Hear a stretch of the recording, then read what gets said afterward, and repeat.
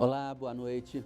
A construção civil é um mercado que a gente até pode dizer que tradicionalmente é aquecido, costuma sofrer menos com crises econômicas. Mas nos últimos tempos a situação mudou, com os seguidos prejuízos por conta das dificuldades econômicas do país e até mesmo em consequência de vários escândalos de corrupção. Dados divulgados pelo Ministério do Trabalho indicam que a construção civil foi o setor que mais apresentou perda de vagas formais de emprego.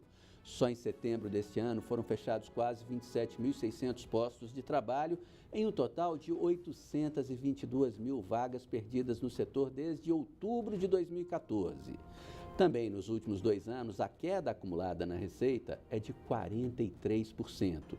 O impacto é grande, isso sem falar nas prisões de executivos de grandes empreiteiras durante a Operação Lava Jato. Dados do governo Michel Temer indicam que existem cerca de 5.000 obras paradas no Brasil por falta de recursos ou outros motivos, a maioria, é claro, por pagamento atrasado. Recentemente, o governo lançou o chamado Cartão Reforma, que vai ajudar as famílias de baixa renda a fazer mudanças na residência. É também uma tentativa de aquecer o mercado, mas que vai beneficiar mais o comércio de material de construção. E o setor como um todo? Consegue se recuperar em um curto período? O que se espera do governo para ajudar nessa retomada? A Operação Lava Jato foi responsável por boa parte dessa queda brusca na construção civil? Para conversar sobre esses assuntos todos, a gente convidou hoje o presidente da Câmara Brasileira da Indústria da Construção, José Carlos Martins. Presidente, muito obrigado pela sua presença, por aceitar o nosso convite aqui. Eu começo o programa lhe fazendo a seguinte pergunta: essa é a maior crise já vivida pelo setor? Se não for a maior, é próximo da maior. Com certeza é um momento dificílimo que nós temos.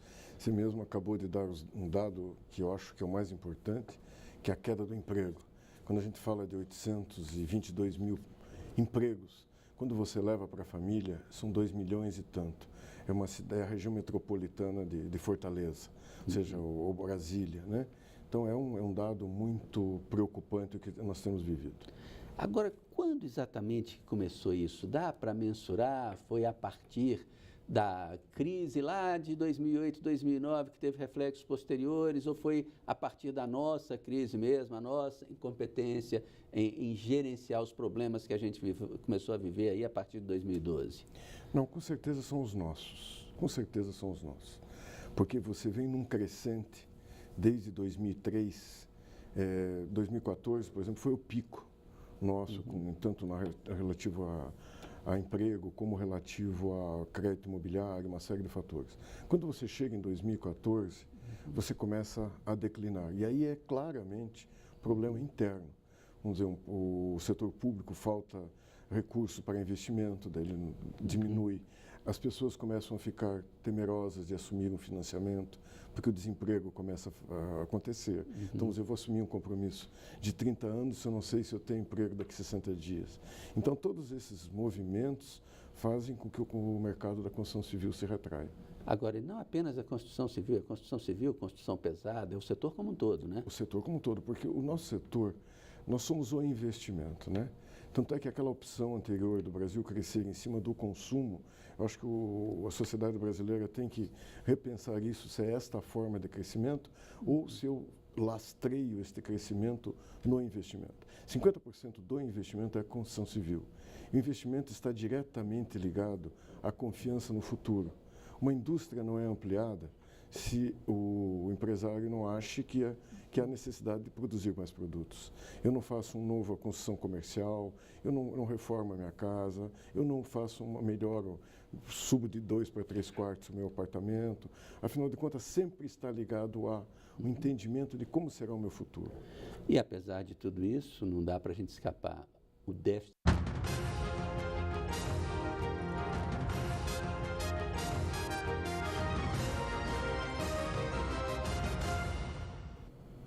Estamos de volta com o Band Entrevista, hoje com o presidente da Câmara Brasileira da Indústria da Construção, José Carlos Martins. Eu queria repetir aquela pergunta que eu deixei no ar no fim do bloco passado.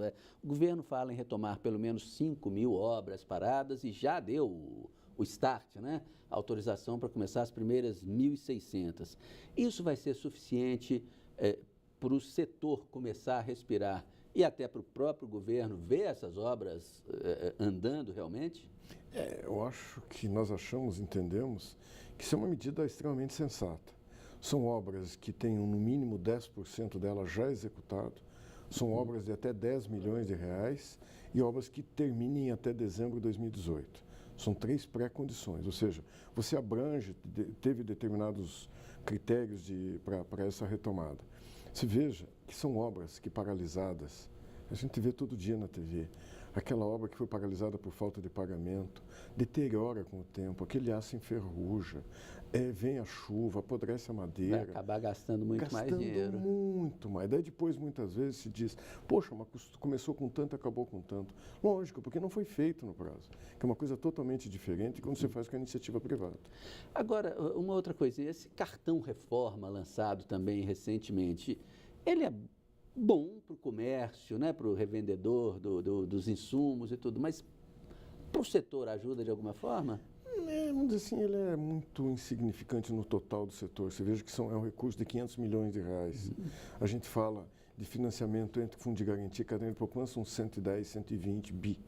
Então, ou seja, é um valor, vamos dizer assim, no mercado ele não tem a expressividade que diz lá no interior de Minas, nem faz cócega. Cócega faz, mas um pouco. Não muito mais do que isso. Agora, e o PPI, o Programa de Parceria de Investimentos, ele tem potencial para turbinar a economia? Primeiro, o PPI, nós entendemos que essa coisa de fazer via concessão e PPPs, essa carência que o setor público tem hoje de investimento, o setor público não tem mais dinheiro para investimento. Sim. Tem dinheiro para pagar folha de pagamento, que dirá para fazer escola, fazer creche, estrada, essas coisas todas. Então, sim, é uma bela de uma alternativa para o Brasil por 3 fatores, Sérgio. Um primeiro deles é voltar à capacidade de investimento. Lógico, isso é básico. Segundo, é evitar o que nós estamos vivendo hoje. Vamos pegar o Rio de Janeiro. Quando você vê o comprometimento da folha e de aposentados e coisas tal na receita, ela está incompatível com o tamanho da receita atual. Sim. Ou seja, você evita de inchar a máquina pública nos momentos de bonança e depois, quando você tem problema, você não consegue pagar a conta. Manda para a gente pagar a conta. E um terceiro, que eu acho que é o mais importante, que é o seguinte: no instante que você tem uma concessão e uma PPP e um contrato bem feito, dentro da ética, com a coisa toda correta, a sociedade passa a fiscalizar a qualidade do serviço.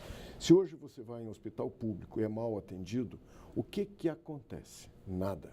Se aquele hospital fosse concessionado, ele era remunerado pelo desempenho, a qualidade do seu serviço. Ou seja, indiretamente a sociedade é a grande, ou até diretamente, sim, é a grande fiscal da qualidade daquele serviço que a gente precisa tanto.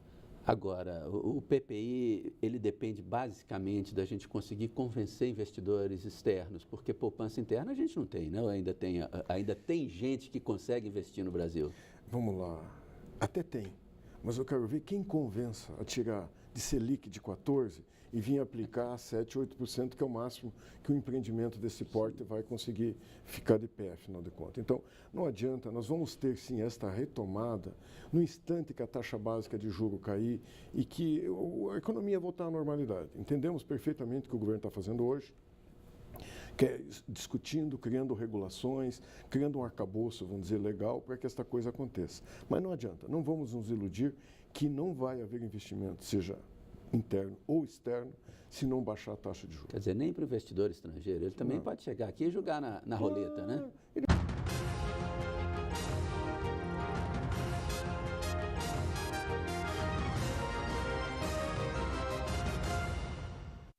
Estamos de volta com o Band Entrevista, hoje falando sobre a crise econômica que afeta duramente a construção civil. Nosso convidado é o presidente da Câmara Brasileira da Indústria da Construção, José Carlos Martins. Eu repito aquela pergunta que eu deixei no ar no bloco passado. O senhor acredita numa recuperação da nossa economia num prazo curto, ou pelo menos a médio prazo? Acreditamos sim, acreditamos sim. Esta PEC do teto do gasto público, eu acho que é um grande sinalizador de todo este processo. Se efetivamente ela seja aprovada até o final do ano, será uma revolução no Brasil, né? Nós iremos, pela primeira vez que eu me entendo aqui, na minha idade já um pouco avançada, que nós iremos questionar o gasto público com critério. Porque como o bolo é um só, todo mundo vai ter que tirar uma fatia daquele ali. E cada um irá questionar a fatia da pessoa ao lado, se está maior ou menor que a sua, isso justifica aquela fatia de bolo. Quer dizer, pelo menos em tese, o governo tem o norte, está no rumo certo. Não tenho dúvida nenhuma. Eu acho que o governo está no norte, certo? Agora, parece que há uma quase unanimidade, né, entre todos os agentes econômicos. A gente reclamava, nós da imprensa, os agentes econômicos, a gente reclamava há décadas da gastança do governo, que o governo precisava conter os gastos e tudo. Agora, essa contenção dos gastos do governo, como conciliar isso aí, que é uma necessidade, com também a necessidade de financiamento de infraestrutura e logística do país? Justamente. Se o Estado readquirir confiança, o investimento volta. Daí não precisa de investimento público, surge o investimento privado. Hoje, Sérgio, 80% do capital internacional está investido a juro negativo. Os outros 20% capital especulativo. Ou seja, todo aquele capital sério, hoje ele recebe juro negativo para deixar o seu dinheiro guardado. Imagine que beleza o Brasil poder absorver. Isso a gente fala de trilhões de dólares, não é pouca coisa. O que significa que a gente teria, então, também que inverter a nossa matriz, né? O Estado é, vamos dizer assim, um regulador, não é o indutor do crescimento com investimento direto, né? Ele pode ser o indutor via regulação, via planejamento, mas jamais como executor. O Estado é muito ruim de execução. É claro, o Estado tem que ter amarras, não é que nem iniciativa privada, que eu vou lá na minha empresa e dou uma ordem e aquilo se execute. O setor público tem que ser muito mais amarrado, muito mais, vamos dizer, trabalhado aquelas decisões para não haver abuso. Né? Então ele torna-se inoperante, ele é ineficiente na hora de fazer a execução. Minha Casa Minha Vida é o maior exemplo disso. Minha Casa Minha Vida, em 2008, o formato anterior era o FINIS, Fundo Nacional de Habitação e Interesse Social. Isso. E ele destinou em 2008 1.350 bilhões. Foi conseguido gastar 300 milhões daquilo. Então, nem é justificativa que tinha pouco dinheiro, porque não gastou o existente.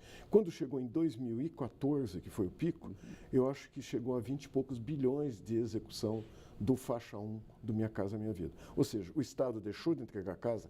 Não deixou. O Estado deixou de entregar de boa qualidade? Não deixou. Ele entregou, ou seja, ele fez o planejamento e ele estimulou, mas ele não executou. Agora, vamos dizer assim, o dever de casa completo, porque a PEC aí dos gastos é só a primeira parte, né? A gente ainda precisa de reforma da Previdência, de reforma trabalhista, de mudar uma série de parâmetros e de coisas, de mudar o funcionamento da economia, vamos dizer assim, né? O senhor acha que a sociedade brasileira já está suficientemente amadurecida por isso? Porque os interesses corporativos contrariados ou supostamente contrariados pela PEC dos gastos já estão fazendo uma gritaria aí. Eu acho que sim. Eu tenho participado de muitos debates, de muitas discussões, e o amadurecimento da sociedade brasileira me impressiona. E aquilo eu volto a falar do bolo. Quando o bolo é um só, não é aquela obra de ficção que a gente tinha anteriormente do orçamento, agora ele tem que ser executado. Aí eu vou discutir